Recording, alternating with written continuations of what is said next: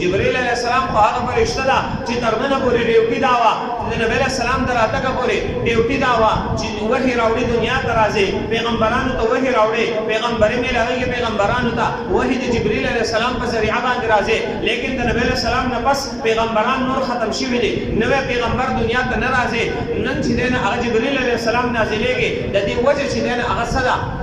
سپیکر رنګار کې आवाज نه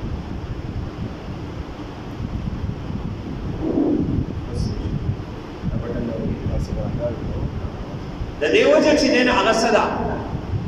جبريل عليه السلام نازلېږي نو د جبريل عليه السلام خو ډیوټي دا وه چې دنیا ته راځي وحي راوړي لیکن نن پیغمبر نشته دی او بیا هم جبريل عليه السلام راکوزېږي جبريل عليه السلام د یو مقصد دپاره راکوزېږي دنیا ته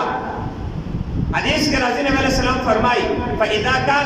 واذا كانت ليله القدر کله چې د ليله القدر هغه شپه شي يأمر الله عز وجل جبرائيل الله رب العزت جبريل عليه السلام ته هغه حکم وکړي فيهبط جبريل عليه السلام ځمکې ته راکوزېږي او د دې جبريل عليه السلام سره في كبكبة من الملائکة د فرشتو په یو جماعت کې جبريل عليه السلام هغه ځمکې ته هغه راکوزېږي ومعهم لواء اخضر د دې سره یو شنه جنډه وي فيركز اللواء على ظهر الكعبة دغه جنډه د کعبه د بیت الله شریف په دغه چت باندې هغه ټک وهي نه هلکې هم په دغه شپه کې چې دی نه هغه جبريل عليه السلام راکوشي دغه جنډه چې دی نه هغه نه هلکې بیا جبريل عليه السلام فرشتې په مخ د ځمکه هغه خورې شي دې تلاش کوي فیسلمون دې سلام کوي ویؤمنون على دعائهم د دغه خلکو په دعاګانو باندې آمین وایي دې ته سلامونه کوي د دې سره مصافحه کوي د دې سره لاس نیولی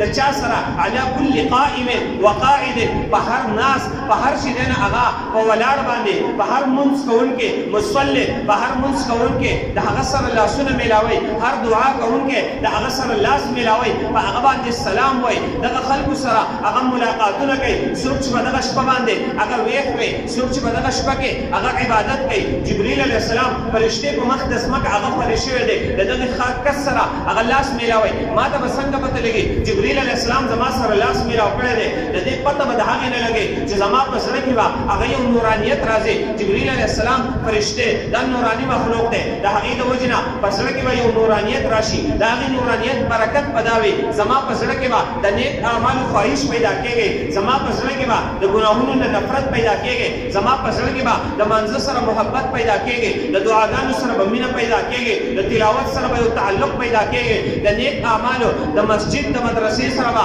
زما یو تعلق یو مینه یو محبت پیدا کېږي دا د هغه جبريل عليه السلام د هغې فرشتو د هغې پاک مخلوق هغه د لاس میلا وهلو د هغوی د سلام هغه برکت دی چې زما په زړه کې هغه نورانیت راغی زما په چهره کې نورانیت راغی زما د زړه نه د شیطان هغه ظلمت هغه تیارې هغه لاړلې دا د هغې نوراني فرشتو هغه برکت دی د هغې د وجې نه نن چې دی نه هغه په ټوله دنیا کې دغه نورانیت چې دی نه په دغه شپه باندې هغه خورېږي دغه فرشتې چې دی نه هغه خورې وي واپس چې دی نه هغه جبريل عليه السلام ته راځي او جبريل عليه السلام دې ته اواز کوي تر د سهاره پورې دې خورې وي کله چې د سهار ټایم راځي جبريل عليه السلام دې ته اواز کوي الرحیل الرحیل ای فرشتو د کوچ ټایم چې دی نه هغه راغلی دی وخت پوره شوی دی د دې ځایږي نه هغه د تلو ټایم چې دی نه هغه راغلی دی